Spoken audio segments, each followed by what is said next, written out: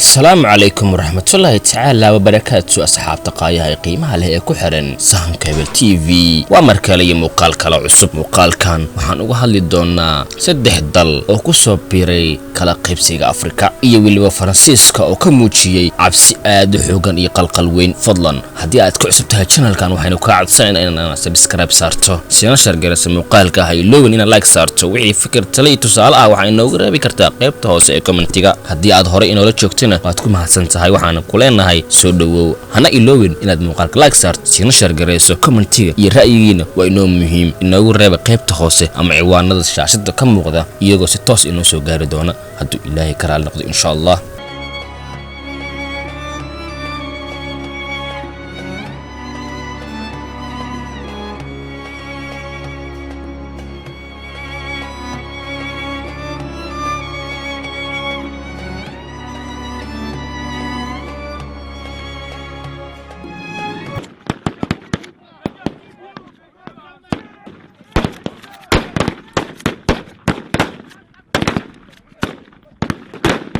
ruushka shiinaha iyo turkiga waa saddex dal oo warbaahinta faransiisku ay hadal hayso maalmihii dambe iyadoo sheegtay in halis weyn ay ku tahay xukunkii ay ku haysatay francophone Afrika ama gumeysigii faransiiska ee Afrika oo ay qabsadeen intii lagu guudo jiray qarnigii 19aad badankoodna xurnimada qaateen 1960 faransiiska wuxuu aad ugu xumaaday dhibaatada iyo weliba qalqalka soo wajahay weli wuxuu ku dambeeyaa luuqadaha Afrika dhaqaalaha iyo weliba in uu ka sameystay saldhigyo military waxa sidoo kale lama filaan ah si balaarinta shiinaha ee suuqyada Afrika guud ahaan iyo weliba duulaanka ruushka ee galbeedka ee heshiisyada hubka heshiisyada military iyo weliba shirkadaha amniga ee Wenger Turkey markii uu soo bilaabay in uu isku soo rogo Afrika iyadoo loo marayo awood jilicsan iyadoo loo balaarinayo maalgashi iyo weliba gargaar bini'aadanimo horumarinta xiriirka diblomaasiyadeed dhaqanka iyo weliba helitaanka waxbarasho deeq ah Faransiiska weli wuxuu taagan yahay galbeedka iyadoo lagu dhawaaqay November 2016 wasiirka difaaca Faransiiska Jean-Yves Le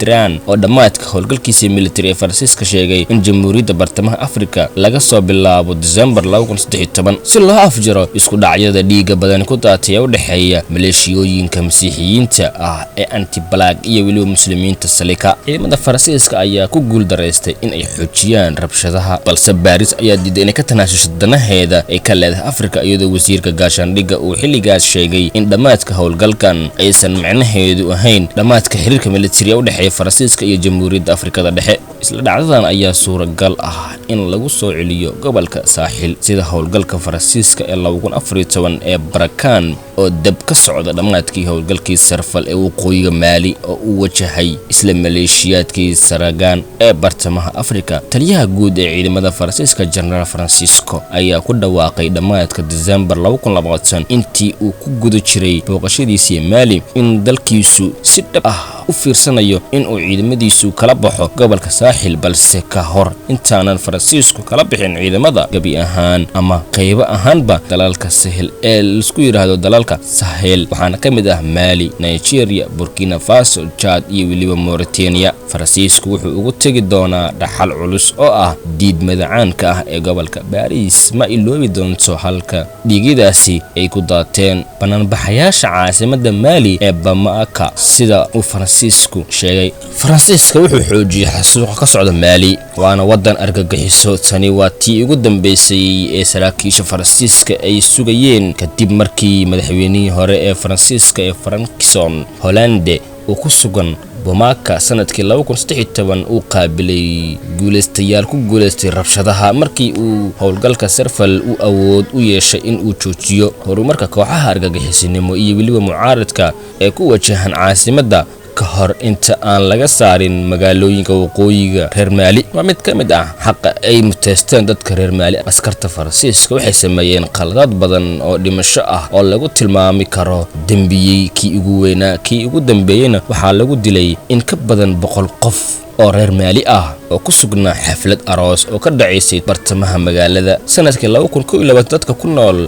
Sahel waxay ka dhalagsan yihiin fashilka Faransiiska ee ahaa in uu tirtiro kooxaha haweysan inkastoo muddo 8 sano ah uu balan qaadi sameeyay madaxweyne Hollande markii uu ahaa wasiirka difaaca kooxahan argagixisada lagu magac daray ayaa ku faafay waqooyiga Mali ilaa Burkina Faso, Nigeria oo gaaray wadamo ay ku jirto Chad. xitaa askarta Faransiiska ee ku sugnaa Barkan waxay ka qoosteen suurtagalnimada ciidamada howlgalka ka wada Mali ayaa yiri maalin maalmaha ka mid ah waxaa laga yaabaa haba qaata 10 sano gudahood in madaxweyne kale uu go'aan ka qaadan doono in uu joojiyo qarashaadka ku baxaya argagixisanimada. Ciidan dib loo celin doono ciidamada waxaan ku laaban doonaa guryaheena. Argagixisaduna waxay la wareegi doontaa aagag badan, intaas oo dhanna waa lacag la'aan soo wajihi doonta Paris. Xoojinta qarashaadka ayaa ah mid ka mid ah sababaha ay Paris cadaadiska ugu saarayso in askarteeda laga soo saaro dagaalka isdabamarinta ee Sahel, gaar ahaan hoos u dhac dhaqaale ee dalka ku jirto, taasi oo sababay fayraska coronavirus awgiis. iyadoo aan la helin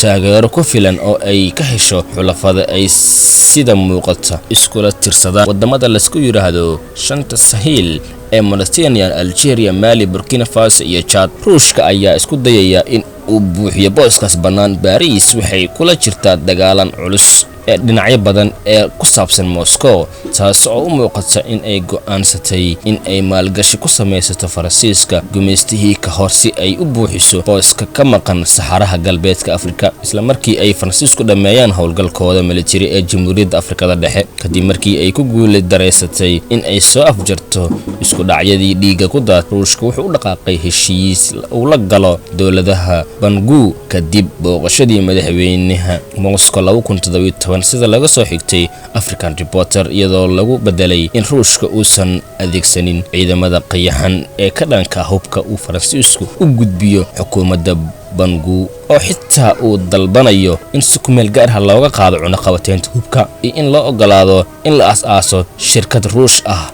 oo macdanta ka samaysa Jamhuuriyadda Bartamaha Afrika. Howlgalka garoonada diyaaradaha Ruushka ee gobolka iyo weliba bariga ayaa sidoo kale tababar Ruush ah u qaaday ciidamada Jamhuuriyadda iyo weliba militariga. laga soo bilaabo Janaayo 2018 diyaaradaha Ruushka ee hubka sida ayaa imaanayay Bungin bilihii June iyo biliba July ee isla sanadkaasna. shirkadaha Ruushka ee Lobian Investisarlor ayaa heshay shati dhab ah oo aan dhamaaneyn. sida lagu sheegay African Reporter, shirkadaha Ruushka ee Wagner waxay siisaa in ka badan 100 tababarayaal Jamhuuriyadda Afrikada Dhexe, waxayna xaqiijisay amniga hay'adaha kala duwan, waxayna door muhiim ah ka ciyaartay tababarka ciidamada iyo weliba ilaalinta madaxtooyada iyo weliba militariga. Ruushka ayaa boqolaal ciidan iyo weliba mashiino culculus u diray bartamaha Afrika si ay u sugaan amniga doorashada madaxtinimada ee dhacaysa 27 December, sida ay qortay wakaaladda wararka ee AFP. tanina waxay ka caraysay Paris.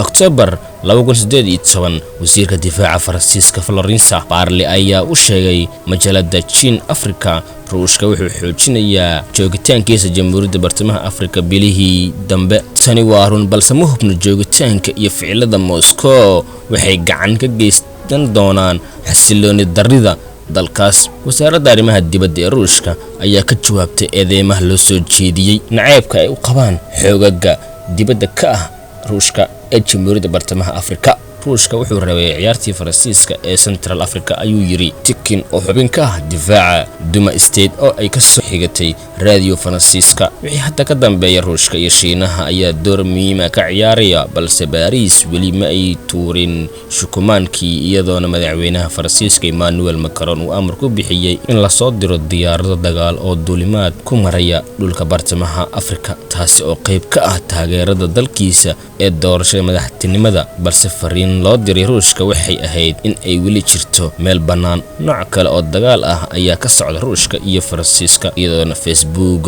uu ku dhawaaqay bishii December ee la soo dhaafay in uu tirtiray 223 boosti ama warbixino oo lagu daawacay barahaas. labada shirkadood ee ka kala soo jeeda Faransiiska iyo weliba saddexda Ruushka ah Mali inta badan ma aysan maamulin Faransiiska iyadoo loo marayo howlgalka Barkan. warbaahinta reer galbeedka gaar ahaan Faransiiska waxay ku andacoonayaan in Ruushka laga yaabo in uu gacan ku leeyahay afgambigii xukunkii laga tuuray madaxweyne Ibrahim Daawade. halka ayaan ku joojinaynaa qaybtiisa kale inta aan ku kulmi doono barnaamijkan. waa aniga iyo bahda Sahan Cable TV oo idin leh nabad diino.